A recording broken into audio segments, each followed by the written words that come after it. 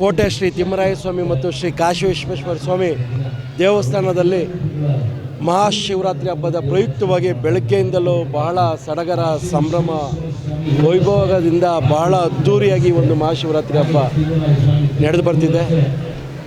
ಬೆಳಗ್ಗೆ ಅಭಿಷೇಕ ಅಲಂಕಾರ 3 ಗಂಟೆಗೆ, ದೇವರ ದರ್ಶನಕ್ಕೆ ಒಂದು 4:30-5 ಗಂಟೆಗೆ ದೇವರ ದರ್ಶನಕ್ಕೆ ಪ್ರಾರಂಭ ಆಯಿತು.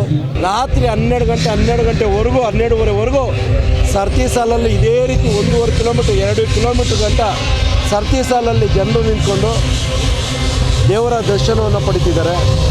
ನಿಜಕ್ಕೂ ಬಹಳ ಸಂತೋಷ ಆಗ್ತಿದೆ. ಈ ಒಂದು ಗ್ರಾಮದಲ್ಲಿ, ಈ ಒಂದು ಕ್ಷೇತ್ರದಲ್ಲಿ ಹುಟ್ಟಿರ್ತಕ್ಕಂಥದ್ದೇ, ಈ ಒಂದು ಪುಣ್ಯ ಕ್ಷೇತ್ರದಲ್ಲಿ ಹುಟ್ಟಿರ್ತಕ್ಕಂಥದ್ದೇ ನಮ್ಮ ಪೂರ್ವ ಜನ್ಮದ ಪುಣ್ಯ ಅಂತ ನಾನು ಯಾವಾಗಲೂ ಹೇಳ್ತಿರ್ತೀನಿ.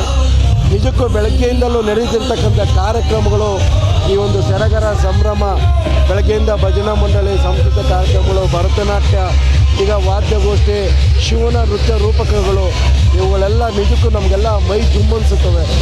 ಅಷ್ಟು ಅದ್ಭುತವಾಗಿ ಬೆಳಗ್ಗೆಯಿಂದಲೂ, ಆಮೇಲೆ ಈ ಲೈಟಿಂಗ್ಸು ಏನೋ ಎಲ್ಲ ನಾವು ದೇವಲೋಕದಲ್ಲಿ ಇದೀವೇನೋ ಅಂತಕ್ಕಂಥ ಭಾವನೆ ಆಗ್ತದೆ. ಇವೆಲ್ಲ ನೀವು ಲೈಟಿಂಗ್ಸನ್ನು ಶೂಟ್ ಮಾಡಿದ್ದೀರ, ಅಷ್ಟು ಅದ್ಭುತವಾಗಿದೆ. ನಿಜಕ್ಕೂ ಈ ಒಂದು ಮಹಾಶಿವರಾತ್ರಿ ಹಬ್ಬದ ಕಾರ್ಯಕ್ರಮಕ್ಕೆ ಇಷ್ಟು ಯಶಸ್ವಿಯಾಗಿ ಮೂಡಿಬರಲಿಕ್ಕೆ ಯಾರೆಲ್ಲರೂ ಕೂಡ ತಮ್ಮ ತನುಮನ ಧನವನ್ನು ಪ್ರತ್ಯಕ್ಷವಾಗಿ ಪರೋಕ್ಷವಾಗಿ ಅರ್ಪಿಸಿದ್ದಾರೆ. ಎಲ್ರಿಗೂ ಆ ಶಿವ, ಭಗವಂತ ಕಾಶಿ ವಿಶ್ವೇಶ್ವರ ಸ್ವಾಮಿ ನಿಜಕ್ಕೂ ಅವರ ಕುಟುಂಬಕ್ಕೆ, ಅವರಿಗೆ ಸುಖ, ಶಾಂತಿ, ನೆಮ್ಮದಿ, ಆರೋಗ್ಯ, ಭಾಗ್ಯ ಕೊಟ್ಟು ಕಾಪಾಡಲಿ. ಅರ್ಚಕರುಗಳು ಅವ್ರನ್ನ ಮರಿಬಾರ್ದು. ನಾನು ನಮ್ಮ ತಿಮ್ಮರಾಯ ಸ್ವಾಮಿ ದೇವಸ್ಥಾನದ ಅರ್ಚಕರು ಮಧುಸೂದನ ಸ್ವಾಮಿ, ನರಸಿಂಹಸ್ವಾಮಿ, ಅದೇ ರೀತಿ ನಮ್ಮ ಕಾಶಿ ವಿಶ್ವೇಶ್ವರ ಸ್ವಾಮಿ ಅರ್ಚಕರು ರವಿ ಸ್ವಾಮಿಗಳು ಮತ್ತು ತೇಜಕರ ಸ್ವಾಮಿಗಳು, ಅವರು ಕೂಡ ನಾವು ಯಾವುದೇ ಕಾರ್ಯಕ್ರಮಗಳು ಇಲ್ಲಿ ಮಾಡಲಿಕ್ಕೆ ಬಂದಾಗ ಅವ್ರದ್ದೇ ಆದಂಥ ಸಹಕಾರ, ಬೆಂಬಲ ಮತ್ತು ಅವರೇ ನಮಗೆ ಮಾರ್ಗದರ್ಶಿ, ಅವರೇ ದಿಕ್ಸೂಚಿ.